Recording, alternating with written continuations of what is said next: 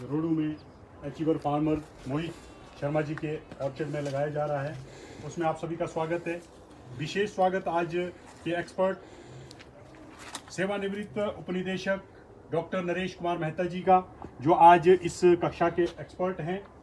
और धन्यवाद करना चाहूँगा विजन हिमाचल टीवी का, जो इस प्रयोग वाली कक्षा को सभी दर्शक को दिखाने जा रहे हैं, जो घर में बैठे हैं या बगीचे में बैठे हैं, किसी कारण से वंश बागवान भाई यहाँ पे नहीं आ पाए, उनको दिखाना चाह रहे हैं, तो उसके लिए मैं आपका धन्यवाद करना चाहूँगा। ये आपकी जानकारी के लिए NATP प्रोजेक्ट भारतवर्ष में 1980 के दशक से चलाया जा रहा है, और इसमें किसानों के लिए प्रायोगिक तौर पे फार्म स्कूल लगाया जाता है। आज की डेट में जिस तरह भारत सरकार का एक सपना है कि 2022 में डबलिंग ऑफ इनकम करनी है, तो उसके तहत डबलिंग ऑफ इनकम फार्मर की कैसे हो सकती है। रूट स्टॉक की खेती पर जल्द से जल्द फ्रूट लेना और इनकम लेना संभव है, तो ये प्राकृतिक खेती खुशहाल किसान के अंतर्गत हम ये कार्य कर रहे हैं।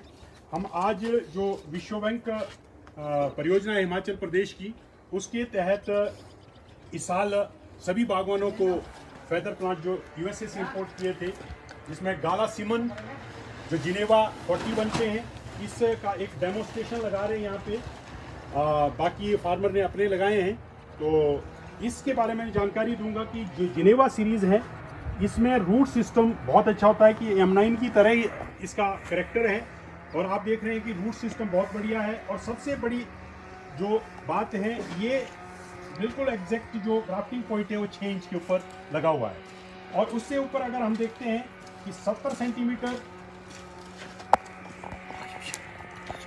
में पहला जो फेदर है वो आना चाहिए था, और 70 सेंटीमीटर के ऊपर पहला फेदर आया हुआ है, तो ये परफेक्टली एक 2+ फेदर प्लांट है।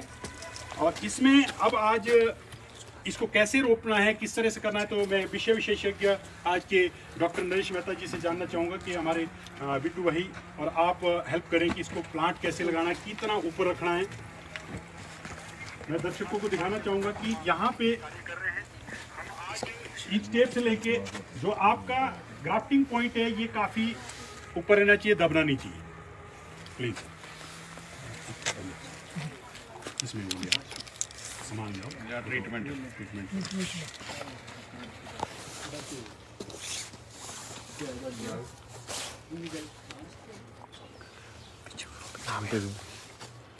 इससे पहले ये पौधा पानी में था, और आप देख रहे हैं जैसे ये बड ब्रस्ट भी हो रहे हैं, पत्तियां निकलने वाली हैं, और ये टेम्परेचर सॉइल का 10 डिग्री से ऊपर होना चाहिए।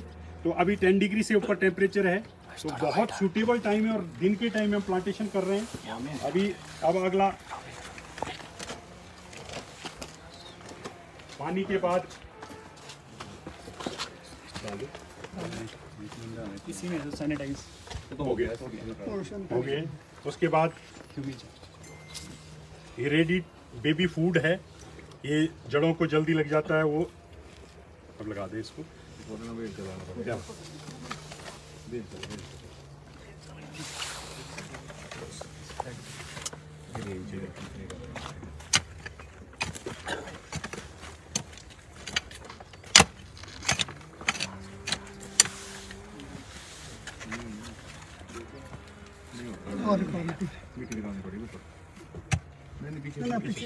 डाउन करना पड़ेगा ना, यही देखना है, वायर्स का ध्यान रखना है।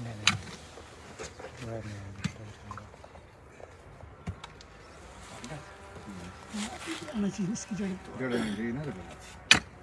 छोटे करते हो ना,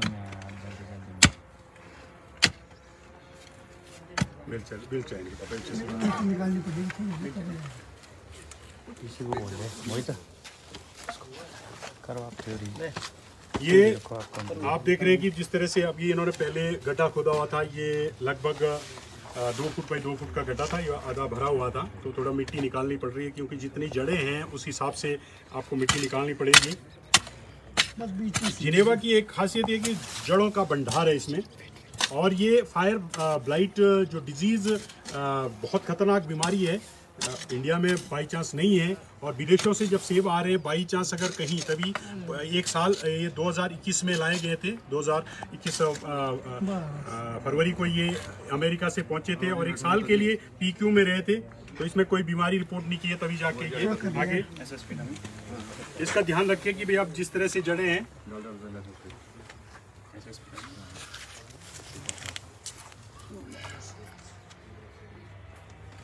इसको बिल्कुल यहाँ पे इस तरह से बैठाना, और इसका ध्यान रखें कि अभी इस मिट्टी के लेवल से अभी ऊंचा ऊंचा करना पड़ेगा, बहुत और ऊंचा, हाँ और ऊंचा, क्योंकि ये जो चीज़ है ग्राफ्टिंग पॉइंट है, ये 6 इंच इस मिट्टी से ऊपर रहना चाहिए इस तरह से। अदरवाइज अगर इस तरह से डूब गया तो यहाँ से जड़ें निकलेगी, और जड़ें निकलेगी तो आपका ये करैक्टर जिनेवा 41 का करैक्टर चेंज हो जाएगा। तो ये ध्यान रखने वाली है। आप डालिएगा, मिट्टी डालो, माइक्रोराइजर डालो जड़ के पास।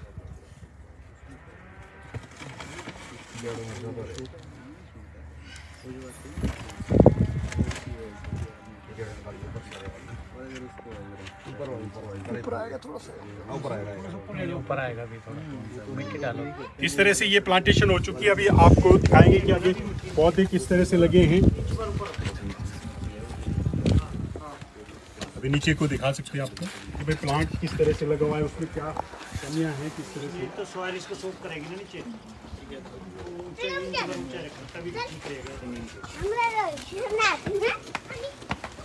इसमें देखो, सबसे पहले जब हम ये क्या डाला, M9 रूफटॉप के ऊपर जाते हैं तो सपोर्ट सिस्टम पहले बना होना चाहिए। अभी फिलहाल के लिए इन्होंने बैम्बू से स्टार्ट किया है, अदरवाइज पहले सिस्टम लगना चाहिए। तो अभी इन्होंने सपोर्ट सिस्टम के लिए लगाया है। सबसे पहले देखना है कि ये क्या प्लांटेशन ठीक हुई है। तो आप देखते हैं एग्जैक्ट 6 इंच ऊपर इन्होंने रखा है, बिल्कुल। इसको देखिए 6 इंच मिट्टी के लेवल से ऊपर है। तो इसमें पहला जो फेदर है 60 से 70 सेंटीमीटर में होना चाहिए लगभग। हमारे को अब एक कैंची होनी मेरी अच्छी बात।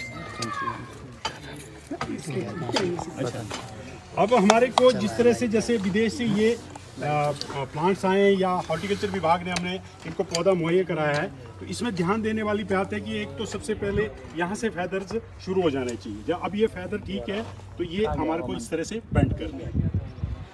ये पहली शाखाएं ये वाली बन जाएगी, तो ये हमारे को जो अपराइट है ये इसको निकाल देना है। अब ये गाला का होगा तो डच कट का स्टॉप कटिंग करनी है। अगर हमारी मेन वैरायटी है तो इसको स्टॉप कट करना है। तो ये इस तरह से ये पहला। उसके बाद हमारे को जो नेक्स्ट है, अब इस पौधे को 12 फुट ले जाना है आपने। 12 फुट अगर लेना है तो लगभग जो इसके बीच की दूरी है हमारे को फुट से ऊपर रखनी है। तो ये वाले सारे ही निकल जाएंगे। अब हमारे यहाँ वाला जो है सेकंड वर्ल बनेगा। सेकंड वर्ल ये वाले सेकंड, ये हमारा मोटा है तो इसको निकाल देंगे। सेकंड वर्ल यहाँ बन गया। और थर्ड बना, ये यहाँ से निकाल देंगे।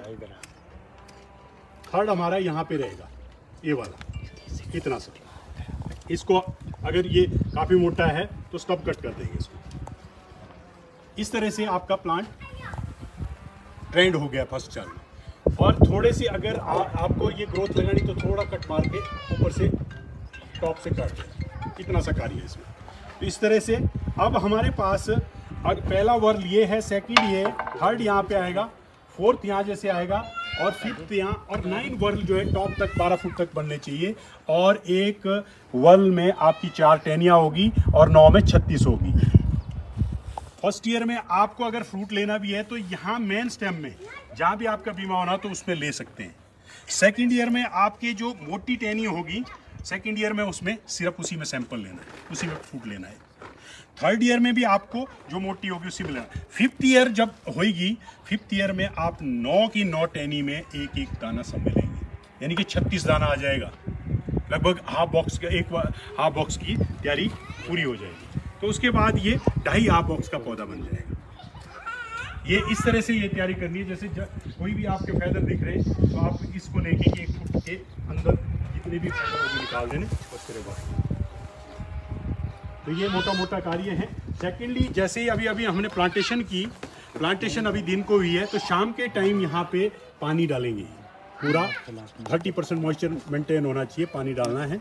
और पानी डालने के बाद जब भी आपके दोबारा इरिगेशन करनी है, रात के टाइम ही करें। आजकल दिन में बहुत हाई टेम्परेचर है रात के टाइम, और 30% मॉइस्चर कैसे होगा, जैसे यहाँ पे इन्होंने नमी बरकरार रखी है, और कितनी नमी है अभी यहाँ से, इस तरह से आप नमी को मेजर कर सकते हैं।